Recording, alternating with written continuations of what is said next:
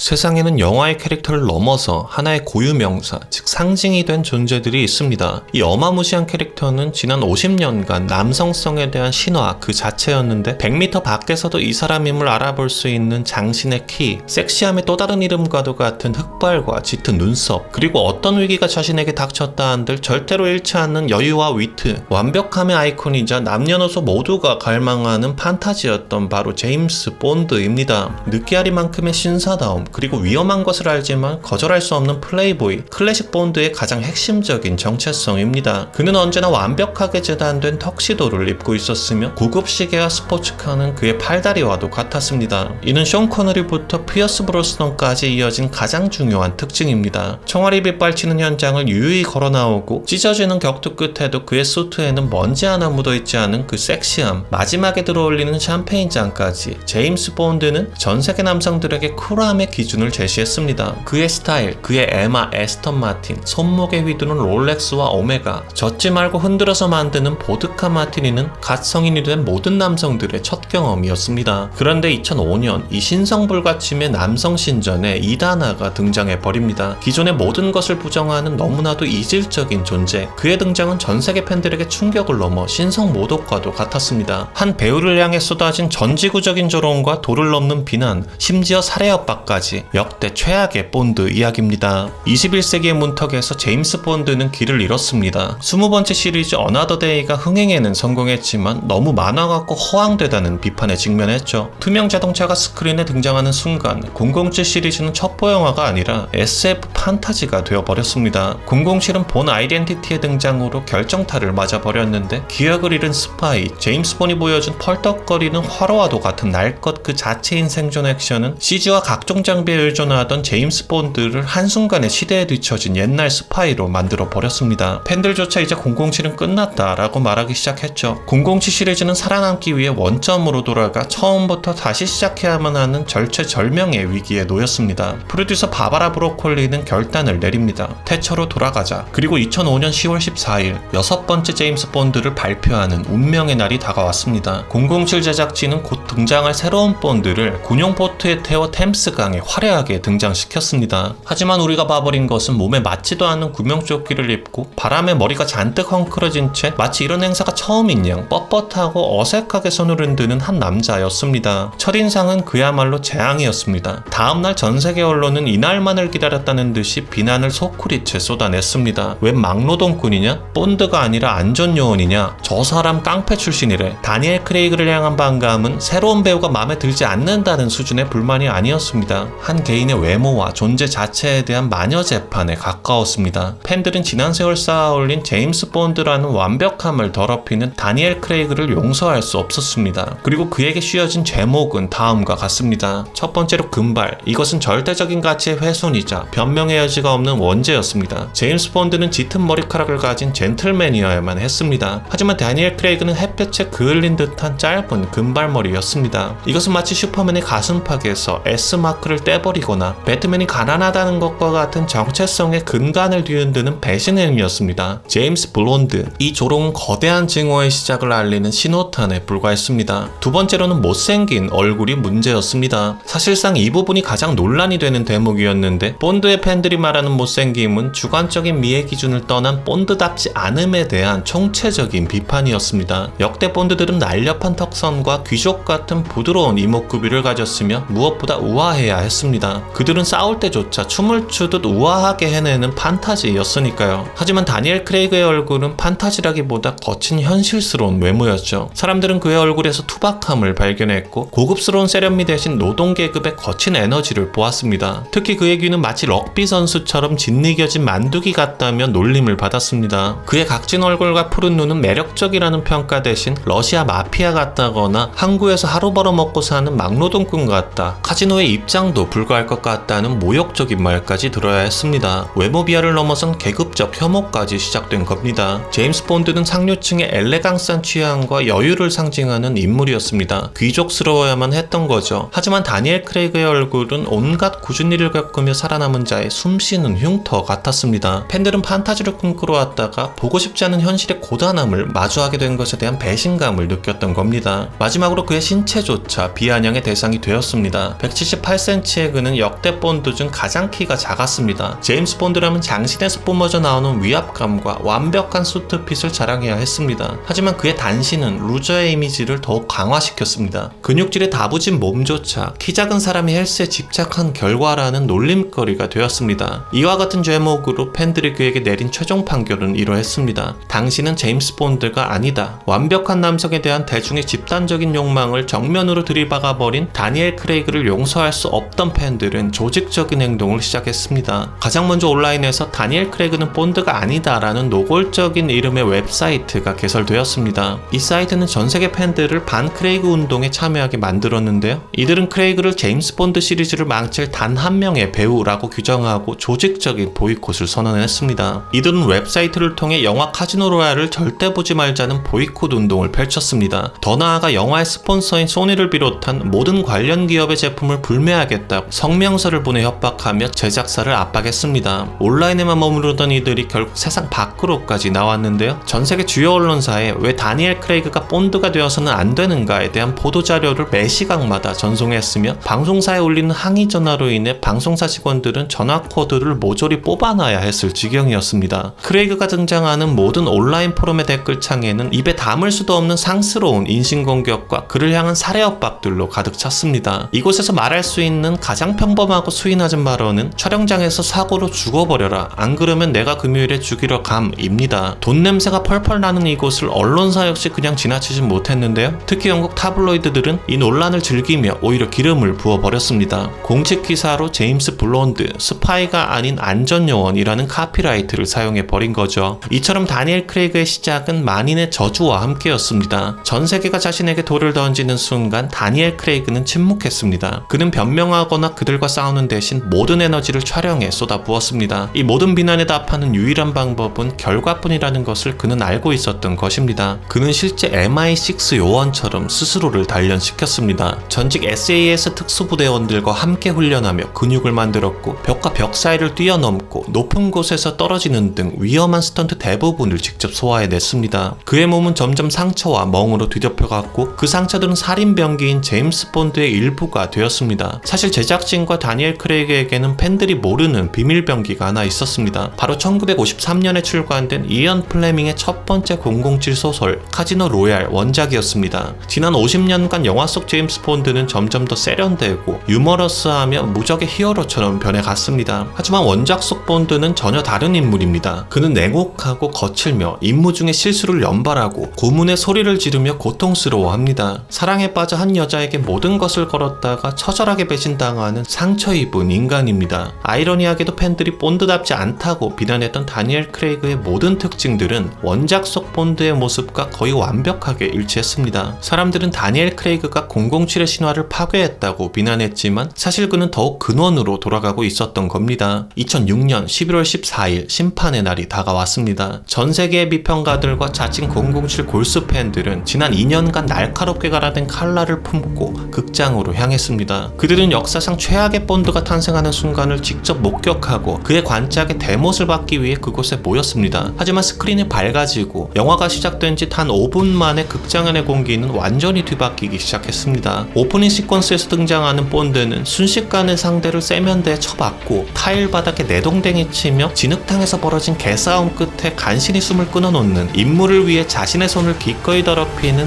살인기계였습니다. 관객들은 충격에 빠졌습니다. 이것은 그들이 익히 보고 즐기던 007이 아니었습니다. 하지만 이상하게도 도무지 그에게서 눈을 뗄 수가 없었던 겁니다. 영화는 계속 흘러갔습니다. 마다가스카르의 공사장을 배경으로 한 파크르 추격 씬에는 본드는 더 이상 중력을 거스르는 히어로가 아니었습니다. 그는 벽에 부딪혀 비명을 지르고 높은 곳에서 떨어져 다리를 절뚝거렸습니다. 이전의 본드와는 다르게 그는 숨을 헐떡였습니다. 하지만 그는 결코 임무를 포기하지 않았습니다. 관객들은 처음으로 고통을 느끼는 제임스 본드를 목격하며 그를 깔아갔다는 사실조차 잊은 채 그를 응원하기 시작했습니다. 중반부가 되었지만 영화는 계속해서 관객들의 예상을 배신했습니다. 포커 테이블에 앉은 그는 총을 사용하는 대신 심리전으로 상대를 압도해버리는 지적인 승부사의 모습을 보여주었습니다. 또한 구멍 뚫린 의자에 알몸으로 앉아 자신의 중요 부위를 고문받는 장면에서는 모든 것을 잃은 나약한 인간의 처절함이 드러났습니다. 이리저리 추파를 보내며 홀리고 다녔던 이전의 본드와는 달리 베스퍼린드라는 한 여자만을 진심으로 사랑하고 그녀를 위해 모든 것을 버리겠다고 결심하는 그의 모습에 모습에서 관객들은 지난 50년간 단 한 번도 본 적 없었던 심장을 가진 제임스 본드를 만났습니다. 마침내 영화의 마지막, 모든 고난과 배신을 겪고 사랑마저 이룬 후 완벽한 살인병기로 다시 태어난 그가 완벽한 턱시도를 입고 등장합니다. 그리고 자신을 완성지을 단 한마디를 내뱉습니다. 내 이름은 본드, 제임스 본드. 그가 스스로 새롭게 정의한 본드를 목격한 극장 안의 사람들은 지난 세월간 쌓아온 불신과 그를 향해 날렸던 조롱과 비난이 수치스러워지기 시작했습니다. 엔딩 크레딧이 올라가고도 한참 동안 존경과 찬사 그리고 미안함이 뒤섞인 거대한 박수갈채가 터져 나왔습니다. 그 박수는 우리가 틀렸다는 자기 항복이자 낡은 신화의 죽음과 새로운 신화의 탄생을 함께한 자들의 경외감이었습니다. 2시간 24분 전 사형 집행을 앞둔 금발의 본드는 영화가 끝났을 때 새로운 신이 되어 있었습니다. 다음 날이 되자 세상은 또다시 뒤집혔습니다. 어제까지도 그를 못생긴 깡패라고 조롱했던 비평가들은 숀 코너리 일의 가장 완벽한 본드, 그가 바로 본드다 라며 앞다투어 찬사를 바쳤습니다. 카지노 로얄은 역대 007 시리즈 중 최고의 흥행과 비평을 동시에 거머쥐었고, 다니엘 크레이그는 본드가 아니다 라고 외치던 안티 사이트는 접속 불가 사이트가 되며 조용히 역사 속으로 사라졌습니다. 다니엘 크레이그는 죽어가는 007을 살리기만 한 것이 아니었습니다. 금발 본드의 등장은 낡은 전설을 부수고 그 자리에 훨씬 더 현실적이고 고독하며